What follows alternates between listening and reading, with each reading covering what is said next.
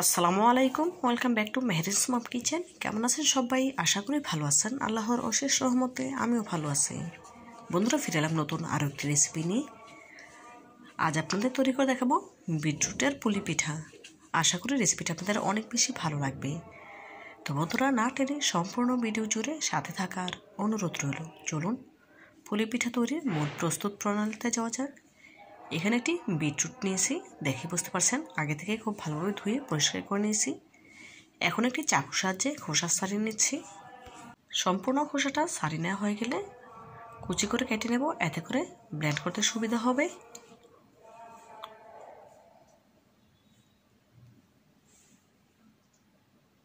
দেখুন, সম্পূর্ণ খোসাটা ছাড়িয়ে নিয়েছি। এখন এই বিটরুটকে খুব ভালোভাবে কুচি করে নেব। কুচি করে নিয়েছি, এখন একটি ব্লেন্ডারে জারে তুলে নিচ্ছি ব্লেন্ড করে নেওয়ার জন্য। সামান্য একটু পরিমাণে পানি এড করে দিয়েছি, এখন ব্লেন্ড করে নেব। মিহি পেস্ট করে ব্লেন্ড করে নিয়েছি। দেখি বুঝতে পারছেন, এখন একটি ছাঁকনিতে করে সেকে রসটা বের করে নেব। তো বন্ধুরা, ভিডিওর এই পর্যায়ে আপনাদের কাছে ছোট্ট একটি রিকোয়েস্ট রইল, যারা এখনও পর্যন্ত আমার ভিডিওটি দেখছেন একটি লাইক দিতে ভুলে গিয়েছেন, প্লিজ একটি লাইক দিয়ে ভিডিওটি কন্টিনিউ করবেন। আর যে সকল বন্ধুরা আমার চ্যানেলে নতুন ভিজিট করেছেন, রেসিপিটি ভালো লেগে থাকলে প্লিজ চ্যানেলটি সাবস্ক্রাইব করে পাশে থাকা অল অপশনে ক্লিক করে দেবেন। এত করে আমি যখন কোনো নতুন রেসিপি আপলোড করবো সবার আগে আপনার কাছে পৌঁছে যাবে। এই কাজটি যারা অলরেডি করে নিয়েছেন আপনাদেরকে জানাই অসংখ্য ধন্যবাদ। দেখুন বন্ধুরা, রসটা বের করে নিয়েছি, দেখে বুঝতে পারছেন। এখন পুলি পিঠা তৈরি করার জন্য প্রথমে খামির তৈরি করে নেব। সেজন্য চুলে একটি প্যান বসিয়ে নিয়েছি। এখানে 1 কাপ পরিমাণে বিটরুটের রস হয়েছে, দেখে বুঝতে পারছেন। সম্পূর্ণ রসটাই দিয়ে দিলাম। দিয়ে দিচ্ছি পরিমাণ মতো লবণ। এখন বলক তুলে নেব। দেখুন, এই পর্যায়ে বিটরুটের রসে বলক চলে এসেছে, দেখে বুঝতে পারছেন। এখন একটি খুন্তির সাহায্যে একটু নেড়েচেড়ে দেব। যখন পুরোপুরি বলক চলে আসবে তখন এর সাথে অ্যাড করে দেবো 1 কাপ চাউলের গুঁড়া। এখানে আমি শুকনো চাউলের গুঁড়া ব্যবহার করছি, চাইলে আপনারা ভেজা চালের গুঁড়াও দিতে পারেন, কোনো অসুবিধা নেই। এখন নেড়েচেড়ে খুব ভালোভাবে মিশিয়ে নেব। এই পর্যায়ে গ্যাসের ফ্লেম লো হিটে করে দিয়ে খামি তৈরি করে নিচ্ছি।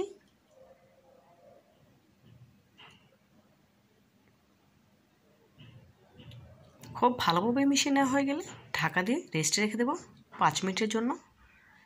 গ্যাসের ফ্লেম অফ করে দিয়েছি, এখন ঢাকা দিয়ে দিলাম। ফিরছি 5 মিনিট পর। এই 5 মিনিটে আটা খুব ভালোভাবে সেদ্ধ হয়ে যাবে। পুলি পিঠার পুর তৈরি করার জন্য প্রথমে একটি মিক্সিং বলে নিয়েছি 1 কাপ কোরানো নারকেল। তার সাথে অ্যাড করে দেবো 3 টেবিল চামচ চিনি।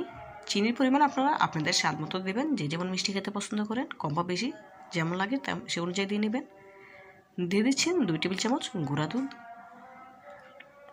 এখন চামচের সাহায্যে নেড়ে খুব ভালোভাবে মিশিয়ে নিচ্ছি। বিটরুটের এই পুলি পিঠা তৈরি করা একদম সহজ, একেবারে অল্প উপকরণে অল্প সময় তৈরি করা যায়, খেতে কিন্তু হয় দুর্দান্ত। আপনারা একবার হলেও আমার রেসিপিটি ফলো করে এভাবে বিটরুটের পুলি পিঠা তৈরি করে খেয়ে দেখবেন, ইনশাল্লাহ নিরাশ হবেন না, অনেক বেশি ভালো লাগবে। দেখুন, খুব ভালোভাবে নেড়ে চেড়ে পুলি পিঠার পুর রেডি করে নিলাম। দেখুন, 5 মিনিট পর ফিরে এলাম। এই 5 মিনিটে চালের আটা খুব ভালোভাবে সেদ্ধ হয়ে গিয়েছে। এখন খুন্তির সাহায্যে প্রথমে একটু নেড়েচেড়ে দিচ্ছি, কারণ এখনও পর্যাপ্ত পরিমাণে গরম আছে, সেজন্য একটু নেড়েচেড়ে কিছুটা তাপ কমিয়ে নিলাম। এখন হাত দিয়ে মথে খুব ভালোভাবে মসৃণ ডো তৈরি করে নিতে হবে। এই ডোটা যত ভালোভাবে মথে নেওয়া হবে পিঠাগুলো তত বেশি সফট হবে এবং পিঠা তৈরি করার সময় একটু ভেঙে বা ফেটে যাবে না। দেখুন, খুব ভালোভাবে মথে মসৃণ ডো তৈরি করে নিয়েছি। এখন এখান থেকে অর্ধেক পরিমাণ ডো নিয়ে রুটি বেলে নেব। দেখুন, সম্পূর্ণ ডোকে 2 ভাগ করে নিয়েছি। এখন 1 ভাগ দিয়ে রুটি বেলে নিয়ে আপনাদের সাথে শেয়ার করছি। হাত দিয়ে ডলে একটু চ্যাপ্টা করে নিতে হবে, যেহেতু রুটি বেলবো সেজন্য। ওপর থেকে সামান্য একটু শুকনো চাউলের গুঁড়া দিয়ে দেবো, এতে করে রুটি বেলতে অনেক বেশি সুবিধা হবে। বেলের সাহায্যে এখন রুটি বেলে নিচ্ছি। পুলি পিঠার জন্য রুটি সাধারণত একটু মোটা করে বেলতে হয়, বেশি মোটা না, তবে বেশি পাতলা করা যায় না, এতে করে পিঠাগুলো ফেটে যায়। দেখুন, রুটি বেলানো হয়ে গিয়েছে, আপনাদের দেখিয়ে দিচ্ছি রুটির পুরুত্ব কেমন, দেখে বুঝতে পারছেন। রুটি কেটে নেওয়ার জন্য আমি এখানে একটি বয়ামের মুখা নিয়েছি, দেখে বুঝতে পারছেন। এভাবে করে রুটি কেটে নিলে সবগুলো পিঠা সমান হয়, ছোট বড় হয় না। চাইলে আপনারা ছোটো ছোটো করে রুটি বেলে নিয়েও পিঠা তৈরি করতে পারেন, কোনো অসুবিধা নেই। তবে আমার কাছে মনে হয়েছে এভাবে করে নিলেই পিঠাগুলো দেখতে অনেক বেশি সুন্দর লাগবে। সম্পূর্ণ রুটি কেটে নিয়েছি। আগে থেকে যে পিঠার জন্য পুর তৈরি করে রেখেছিলাম সেখান থেকে পরিমাণ মতো পুর দিয়ে পিঠাগুলো তৈরি করে নিচ্ছি। দেখুন আমি কিভাবে করে পিঠা তৈরি করে নিচ্ছি, দেখেই বুঝে নিতে হবে, বলে বোঝানোর কিছু নেই। দুই সাইড থেকে পিঠা এভাবে করে জয়েন দিয়ে নিতে হবে, দেখেই বুঝতে পারছেন। এভাবে করে খুব ভালোভাবে চেপে চেপে মুখ বন্ধ করে দিতে হবে, যাতে করে ভাপ দেওয়ার সময় পিঠার থেকে পুর বের হয়ে না যায়। এভাবে করে একই প্রসেসে সবগুলো পুলি পিঠা তৈরি করে নিচ্ছি।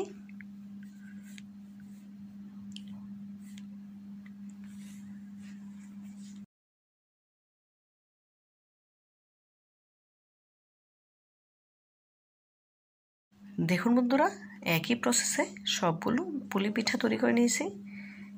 এখন ভাপে দেওয়ার পালা।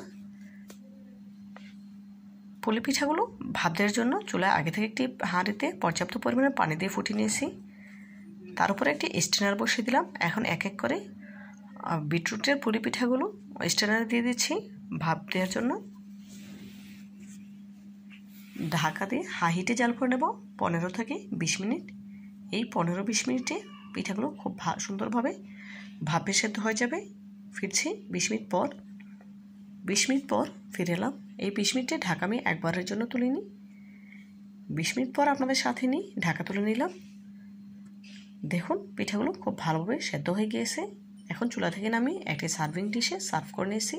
মাশাআল্লাহ, বিটরুটের পুলি পিঠাগুলো দেখতে কতটা সুন্দর এবং লোভনীয় লাগছে, দেখেই বুঝতে পারছেন। দেখুন বন্ধুরা, বিটরুটের পুলি পিঠার ফাইনাল লুকটা মাশাআল্লাহ দেখতে কতটা সুন্দর এবং লোভনীয় লাগছে।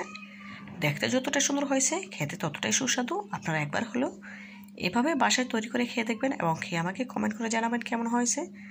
তো বন্ধুরা, আজকের মতো বিদায় নিচ্ছি। দেখা হবে নতুন কোনো দিনে নতুন কোনো রেসিপিতে। ভালো থাকবেন সবাই, আর আমার জন্য দোয়া করবেন যেন এমন আরও নতুন নতুন রেসিপি নিয়ে আপনাদের সামনে হাজির হতে পারি। আল্লাহ হাফেজ।